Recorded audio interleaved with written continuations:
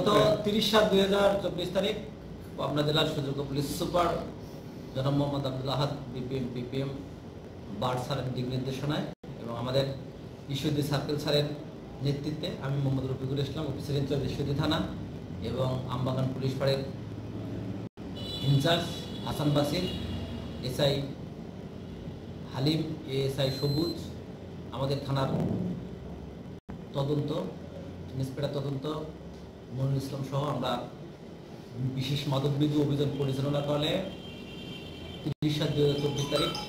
12টা 50 সময় ঈশ্বরদী পৌরসভার এলাকায় এসএম কলোনি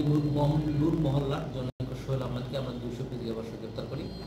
এবং তাকে ব্যাপক জিজ্ঞাসাবাদ করা হয় এবং জিজ্ঞাসাবাদের এক পর্যায়ে সে তার শ্বশুর বাড়ি, এটা হলো নাটোর জেলার লালপুর থানাধীন শ্রীরামগাতি গ্রামে মাদক আছে বলে স্বীকার করে, তার কাছে গাঁজা আছে বলে স্বীকার করে। উক্ত তথ্যের ভিত্তিতে আমরা যাই এবং উক্ত বাড়ি হইতে আমরা ওই